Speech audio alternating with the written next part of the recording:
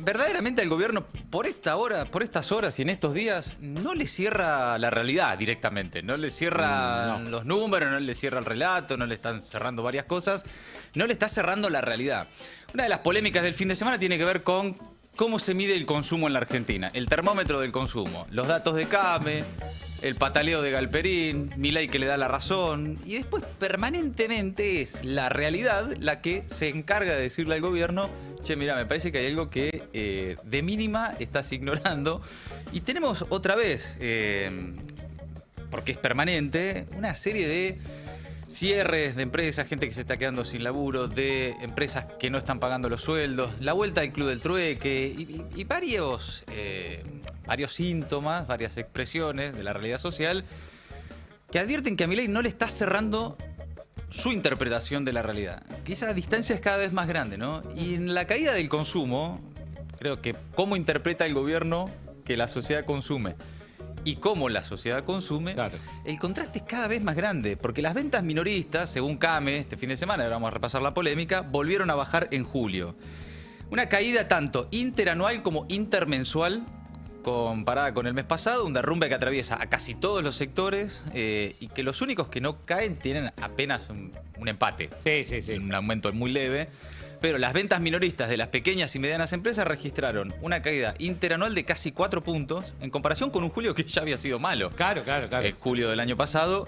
Y en comparación con junio, retrocedieron también 2 puntos. Y de esta manera, junio que también ya había sido malo, que es el mes pasado. Imagínense. Los primeros 7 meses de 2026 con una retracción acumulada de un 2,7% en el índice que elabora el CAME, mejor dicho, que es la Confederación Argentina de la Mediana Empresa, que tiene resultados en algunos rubros muy alarmantes.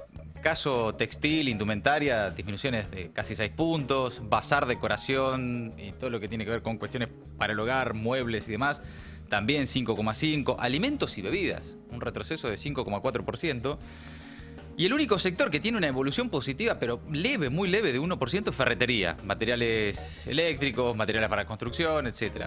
Ahora, salió este fin de semana el multimillonario que tributa en el extranjero, Marcos Galperín, tributa distinto, a cuestionar el dato de la caída del consumo de CAME y Milei lo respaldó. El dato de CAME, bueno, es el que le contábamos recién. El argumento de Galperín, de Milei y de varios en el gobierno ya desde hace rato es que ya la gente no compra en los canales habituales y tradicionales, sino que compra todo por internet. Sí. Y que eso, en definitiva, lo que muestra es que no es que cae el consumo, no es que la gente está consumiendo menos, sino que no compra como antes. Pero que el consumo vuela. Vuela, pero compras todo por Mercado Libre. Sí, claro. sí. Obviamente en los últimos años creció mucho el e-commerce, está claro. Mismo todos nosotros hemos incorporado la compra online. Pero sigue siendo muy poco significativa en comparación con el volumen total de lo que se compra y se vende en la Argentina. Ahora, el caso de Galperín por estas horas, Gera, también advierte ahí millonarios en defensa del modelo. Sí. Millonarios que por lo general viven afuera.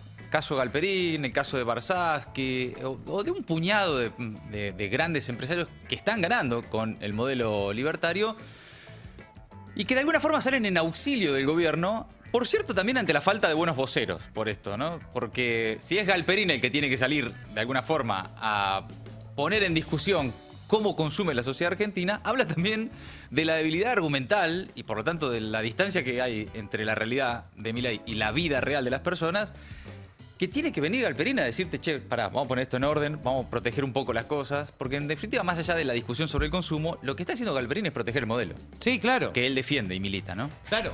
Es muy curioso que los que quedan defendiendo el modelo, ninguno tiene un patrimonio de menos de millonario en dólares. Sí. Ya habla mucho del tipo de modelo. Sí, ya es muy patente.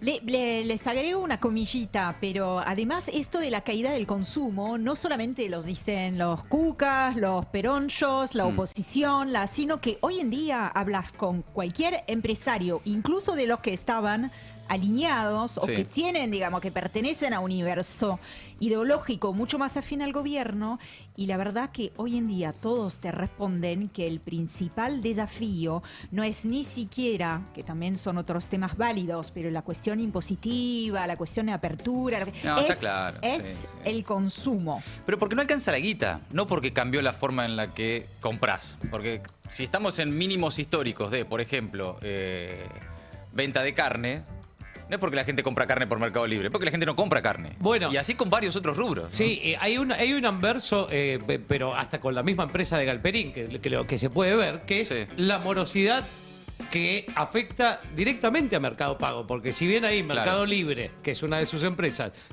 dice que vende como 38% más Galperín.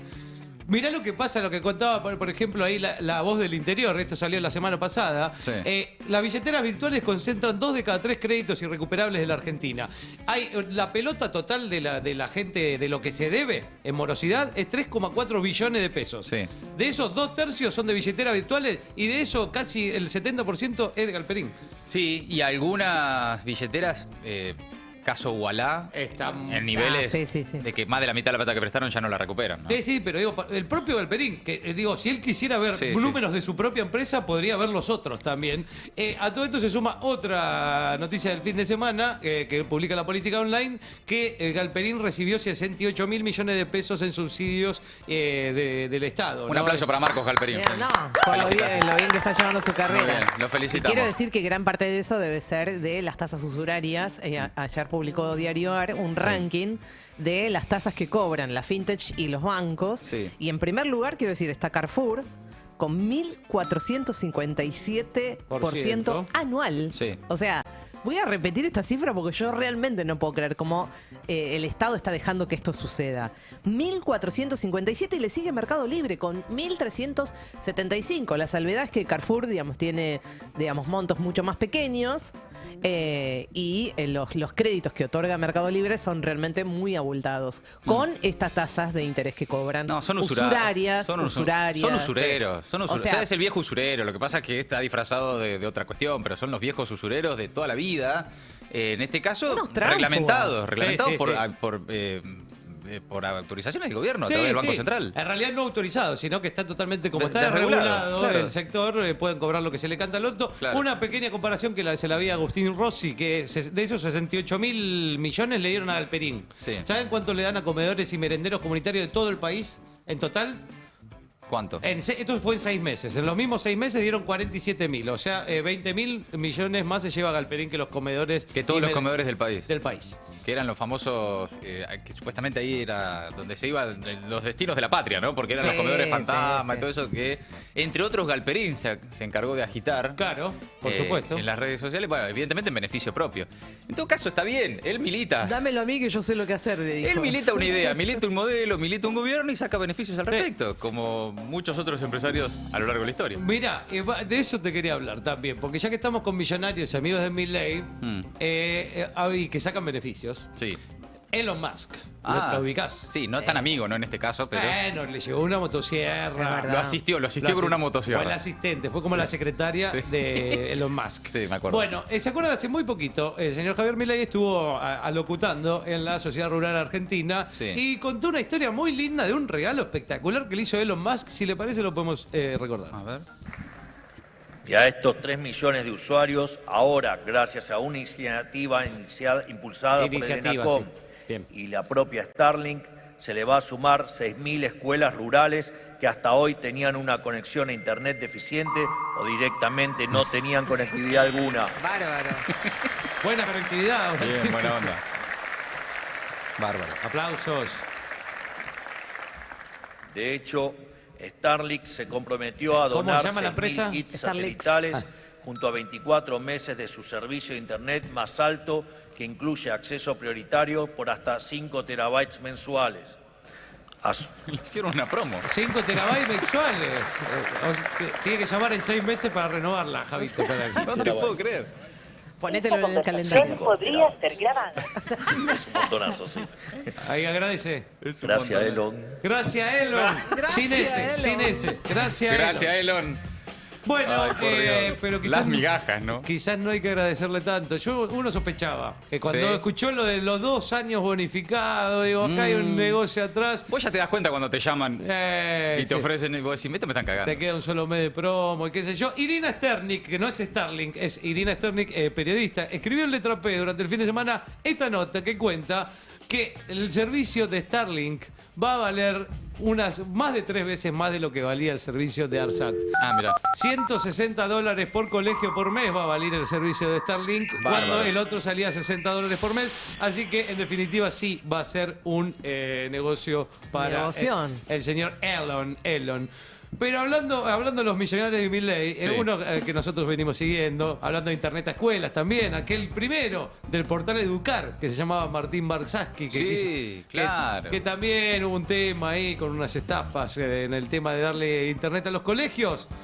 Bueno, después de eso, de Educar se puso mal porque lo habían un poco estafado, se fue a vivir a España, pero tiene un emprendimiento en Argentina Ajá. que llegó al Financial Times, que the Argentina ranch where the tech CEOs plan to ride out the apocalypse. Sí. La espectacular. estancia argentina donde los CEOs tecnológicos del mundo planean llevar adelante la apocalipsis. En Mendoza. En Mendoza. Cuenta la historia del Financial Times Espectacular. que son 32.000 hectáreas cerca de los Andes a 3.100 metros de altura. Sí. El Barsaski tiene socios.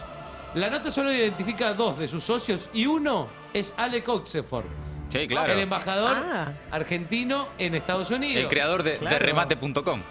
Guamani se llama este lugar, realmente es espectacular todo lo que está haciendo ahí y es uno de los proyectos que según dicen estaría auspiciado por Peter Thiel porque es uno de los que viene jodiendo con que se viene el apocalipsis. Sí. Y- Sí, es millonarios paranoicos con el fin del mundo y el aceleracionismo que necesitan salvarse o Sí. quieren salvarse Y ahí- solos. y ahí me Y hay acuerdo- un argentino ahí que vio el negocio y dijo, yo les hago un rancho en Mendoza, no se preocupen, muy seguro para ustedes. Y ahí me acordaba el Eso otro me día cae medio simpático ya un poco. Porque... que compartimos el tuit de Barsaski Sí. diciendo que había un genocidio de blancos en Sudáfrica, Sí. cosa que solo es reconocida por Trump, Marco Rubio y Peter Thiel. Sí. Y dice, ¿está loco Barsaski? No, es un negocio, es que los blancos millonarios piensen que van a morir en cualquier momento. Claro. Ahí Él está. encontró ese kiosco, el de Claro. los millonarios con miedo. Claro. Yo vi unas fotos igual, chicos, hay unas, Sí. unas carpitas. Sí, los está Hay bolsiqueando. unas carpitas, Es tipo, ¿cómo se yo, llama? Yo que ustedes me fijo bien. Si Es voy a tipo- comprar ahí en Hay una- Guaminí, Guamani, ¿cómo es que se llama? Hay una película que es así, que es la de los 4 millonarios que se juntan en la cima de la montaña. Exacto. Bueno. Exacto. Y bueno, y Y maneja hay las redes uno- sociales. Hay todo. uno que, claro, hay uno que es más pillo que todo. Claro. El lugar es medio glamping. Claro, es como un glamping, ¿viste? Son esas carpitas tipo O sea, redonditas. no parece ser un tipo de construcción que vaya a frenar el apocalipsis. El sonda directamente, ¿qué pasa por ahí, chicos? A mí Te la me- tira a la mierda las a mí- carpitas esas. Claro, claro. A mí me hizo acordar el documental ese del loco ese que quiso hacer la fiesta en una isla Ah, y sí. llevó a todos los millonarios Sí. y le puso una carpita medio iglú, es medio así. Es el documental ese que está en Netflix. Fire sí. Festival. Sí, los cago a todos. Sí. En este caso, el que está vendiendo el negocio de multimillonarios con miedos al apocalipsis es un argentino. No es por reivindicar cualquier cosa, ¿no? de nuestra patria, pero un poco que haya un argentino aprovechando el temor de los multimillonarios. Hay algo de justicia poética ahí. Lástima que no la vimos nosotros antes. pero No. Era para decirle, Pero muchachos, bueno. tranquilos, ustedes no se preocupen. Vengan a la Argentina. Igual, que le saque guita. Tengo unos campos Total, para- nosotros no vamos a poder comprar ni media parcela ahí, chicos. Así que le saque guita a toda esta. Pero que toda se esta venga a manda vivir de acá, millonarios. le podría haber hecho alguien Ahora, acá. lo que les Alguien quiero de acá, decir, claro. si se vienen todos esos acá, somos un blanco muy fácil, boludo. Y un poco lo estamos viendo, ¿no? Sí. No, que después, cuando se armen toda la revolución en el Sí. mundo, van a venir a bombardear Argentina. No me diga. Y porque van a estar todos acá concentrados. Sí, vamos a ver, ¿no? Me parece que también como todo, hay por momentos en los que, no sé, se genera, ¿no? Como una especie de burbuja apocalíptica. Sí, está claro. Y después la vida transcurre, ¿no? Yo creo que en el temor de estos multimillonarios, más que un temor, hay también una profecía autocumplida. Ellos creen que el mundo se va a terminar y un poco hacen todo lo posible para que eso suceda. para que eso claro. avance, para el aceleracionismo. Lo que viene hablando Peter Thiel, Sí, sin ir más claro. lejos, realmente suceda. Pero creo que al mismo punto son mentes un poco trastornadas justamente por la cantidad de poder y guita que tienen, ¿no? Yo creo que están en un nivel tan en la cima de la montaña del mundo Sí, estratosfera. que se disocian de la humanidad. Sí. Es como que se separan del resto de la humanidad y bueno, y empiezan a comprar ideas muy alocadas y cuestiones así. De repente entonces alguien los convence de que un terreno en Mendoza va a ser la protección para el apocalipsis y van y compran Sí, sí, hay algo porque que... puede. Como que uno tenía la idea de que esa gente todo el tiempo estaba buscando cómo hacer más guita y no tanto pensando que Greta Thunberg era el anticristo. Digamos, como Claro. ahí se nos hizo un poco un cortocircuito. Ahí cambió un poco. Claro, no, pero ¿por qué no te dedicas a hacer plata al final? Sí, como hicieron toda su vida, Sí, ¿no? claro. Todo se volvió menos serio. Bueno, pero volvamos a la Argentina. Y hablando de plata, parte de lo que venimos conversando y que la guita no alcanza y que el endeudamiento con estos agentes de la morosidad que hay hoy en la Argentina, que son estos usureros. Hubo una nota este fin de semana de Infobae que dice que el 78% de los hogares argentinos pertenece a la clase baja y media baja. Es decir, casi la totalidad ya, ¿no? Un poco la desaparición de la clase media. El ingreso promedio se ubicó en 2.800.000 mensuales netos durante el primer trimestre de 2026. No obstante, la distribución muestra una marcada disparidad. El 78% de los hogares se encuentra por debajo de ese umbral de 2.800.000, 3. Y de este modo, casi 8 de cada 10 se concentran en los segmentos que van de la clase media-baja a la clase baja, ¿no? Esto surge de un informe de la Fundación Encuentro. En base a datos de la consultora W, en la cima de la pirámide se observa a la clase alta, que representa apenas el 5% de la población. Para formar parte de ese grupo se necesitan al menos 7,5 millones mensuales. Ese es el plan del programa de Milei, ¿no? Por eso siempre las comparaciones con Perú. Un país que alcanza para el 20% de la sociedad y el resto, bueno, mucha suerte y a salvarse cada uno como pueda. En la consolidación de la desigualdad y en la consolidación de una Argentina sin clase media, que es el sueño húmedo de varios, ¿no? A lo largo de la historia. Lo han intentado, lo fueron logrando y hoy de alguna forma nos llevan de vuelta a ese escenario de pauperización, de crisis extendida, ¿no? Y por eso las imágenes que estamos viendo de flashbacks, ¿no? Recuerdos, déjà vu, con los 90, con el 2001, etc. Por ejemplo, la vuelta del trueque. No es que el trueque no existiera, pero ya volvió como lo conocíamos. No. Gente que se encuentra en un lugar, club del trueque, lo que comenzó en este caso como un rebusque, se fue formalizando. Lo bueno es que me hace sentir joven, me lleva al 2001 inmediatamente, digamos. Me siento Sí. 19 añitos, sabes que toda la vida por A delante. nada de ponerte un jardinero de jean Sí. y bailar unos rock and rollers. Ir a ver a la 25. Claro, sí. Bueno, volvió el trueque, pero con dolores en la cintura, en este caso. Para Puta todos. madre. Para bueno. nosotros. No hay ni una buena, ¿no? Pero este fin de semana, ahí en la Sociedad de Fomento de Villa Astolfi, en Pilar, se realizó la primera jornada de trueque de este 2026, una práctica que todos recordamos porque alcanzó su mayor expansión en la crisis de 2000, 2001, 2002.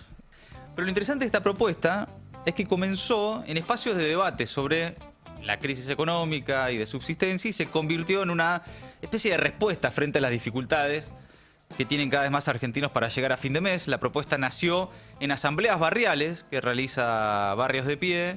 Hicieron unas asambleas en los feriados del 9, 10 de julio. Se juntaron, como suele suceder, para compartir con los vecinos un relevamiento que se había realizado en municipios de conurbano de la provincia de Buenos Aires por el ISEPSI, tal vez lo conocen, un instituto de investigación de la Organización Social Libres del Sur, que hace como su propia medición de inflación, particularmente de alimentos, en el conurbano y que viene mostrando un fuerte deterioro del acceso a los alimentos y del crecimiento del endeudamiento, ya totalmente extendido. De esos encuentros surgió un grupo de WhatsApp que se bautizó el Club del Trueque, ya se realizaba y ya se realiza. Ustedes por ahí, los que utilizan Facebook, lo verán. el marketplace, o mismo en grupos de WhatsApp, o en los estados de WhatsApp, en las redes en general, que ya se organizan trueques. Hay como grupos de WhatsApp que en lugar de encontrarte en una plaza o de encontrarte, como en este caso, en un club, como sucedía antes de la época de las redes sociales y de los celulares, te pones de acuerdo, haces trueque de manera digital y después Sí. te encontrás para hacer el intercambio. Claro, claro. Pero acá lo que sucedió es que se volvieron a juntar en un lugar como Físico, digamos. físico. Claro. Club del trueque. Y Todos llevar juntos. qué tiene cada uno y por qué. Y cambiar ahí. Claro, claro. ¿Y vos cuánto de una campera, cuántos más play huevos son? Bueno, el dato de acá, en definitiva, es que la aparición y la representación física del trueque habla de la situación general social Sí. de fragilidad en la que estamos, ¿no? Porque este mismo monitoreo que yo les mencionaba de ISEPSI, entre el 27 y el 29 de mayo, en 30 municipios bonaerenses, habla de un escenario crítico. El 86% de las familias asegura atravesar dificultades económicas para llegar a fin de mes. El 47% necesita endeudarse para cubrir gastos corrientes, no para algún tipo de proyecto o de emprendimiento. Para pagar servicios, para ir al supermercado, para sobrevivir. Y apenas el 2% logra tener algún ahorrito, ¿no? En este relevamiento, en más de 1.300 hogares de 30 municipios bonaerenses. Y el dato más preocupante es que avanza la inseguridad alimentaria, alcanza el 80% de los hogares relevados.